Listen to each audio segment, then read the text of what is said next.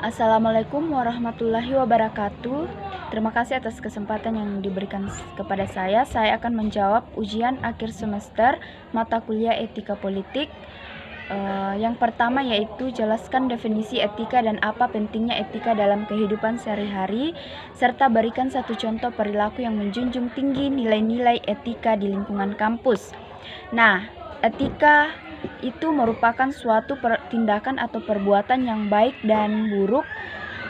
Etika juga sangat penting dalam kehidupan sehari-hari karena seseorang melihat perilaku manusia itu dari cara seseorang berperilaku atau bertindak.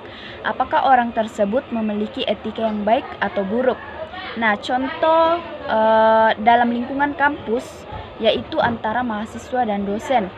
Yaitu ketika mahasiswa ingin mengajukan sebuah pertanyaan kepada dosen, maka mahasiswa tersebut harus menggunakan bahasa yang sopan sehingga dapat menghargai dosennya.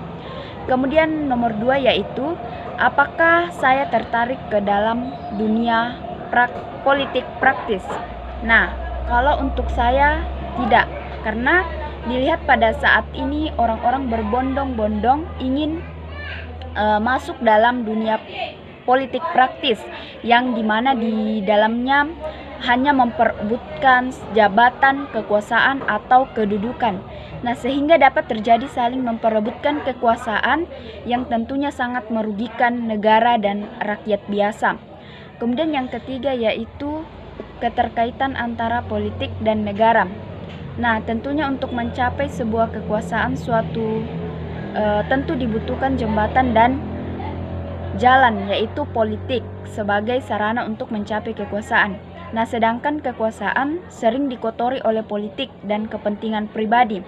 Nah, dalam mengambil kekuasaan, keputusan suara terbanyak dari partai politiklah yang mendominasi dan dapat mempengaruhi dalam mengambil sebuah keputusan. Kemudian yang keempat yaitu apa sajakah kriteria menjadi sebuah pemerintah yang baik. Nah, menurut saya kriteria yang dapat diwujudkan untuk menjadi pemerintah yang baik itu yang pertama terwujudnya interaksi yang baik antara pemerintah dan masyarakat. Yang kedua, adanya upaya pemerintah dalam mengatasi kekacauan dalam kondisi lingkungan dan dinamika masyarakat yang tinggi. Kemudian mampu menciptakan keseimbangan dan kerjasama dalam pemerintahan.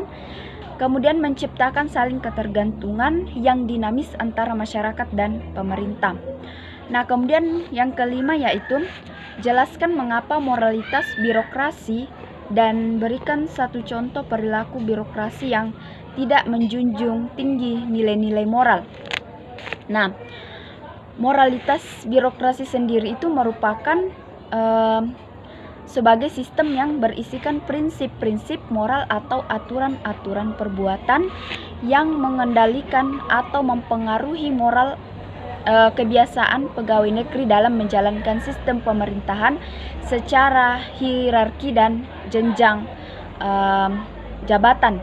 Nah, contoh perilaku birokrat yang tidak menjunjung tinggi nilai-nilai moral yaitu ketika pegawai negeri melayani dengan melihat jabatan, seperti ketika kita membuat KTP yang memiliki jabatan tinggi maka akan mendapatkan pelayanan terlebih dahulu, sedangkan untuk masyarakat biasa dibiarkan menunggu sampai beberapa hari bahkan beberapa minggu.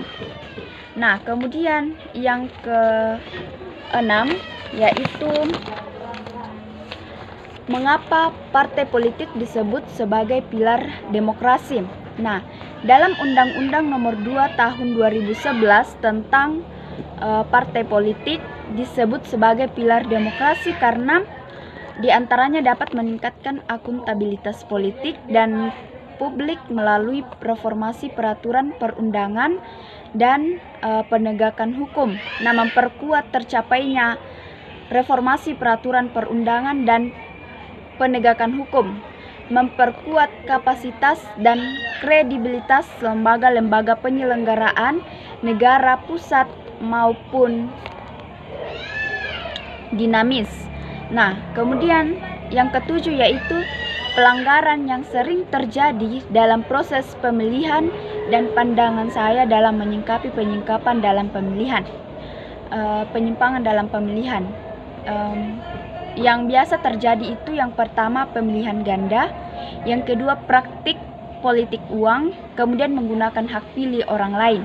Nah, pandangan saya dalam menyikapi penyimpangan tersebut yaitu kembali memberikan pemahaman kepada masyarakat bahwa kita memiliki tujuan yaitu untuk mensejahterakan rakyat, sehingga dalam pemilihan kita harus memilih calon wakil rakyat yang dilihat dari cara mereka berperilaku atau bertindak di tengah-tengah masyarakat.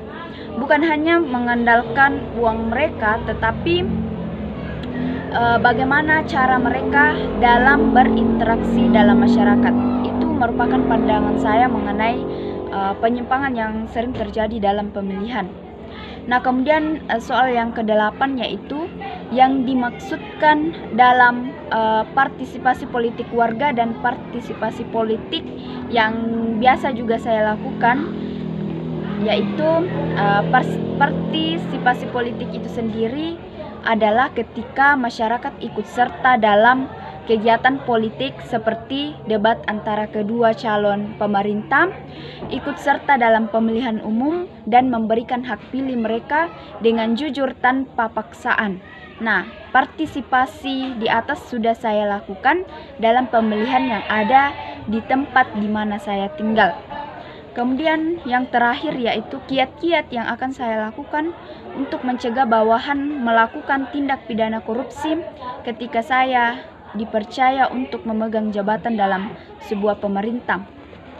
Tentunya yang akan saya lakukan yaitu yang pertama, memberikan hukuman berat pada koruptor yang membuat mereka jera, berpikir panjang sebelum mereka melakukan korupsi, sehingga bawahan saya bisa dengan tegas atau tidak melakukan korupsi. Kemudian meningkatkan keterbukaan informasi, kerjasama dengan lembaga anti korupsi, kemudian kampanye anti korupsi. Itulah kiat-kiat yang akan saya lakukan. Nah, demikian jawaban saya terkait dengan soal ujian akhir semester etika politik.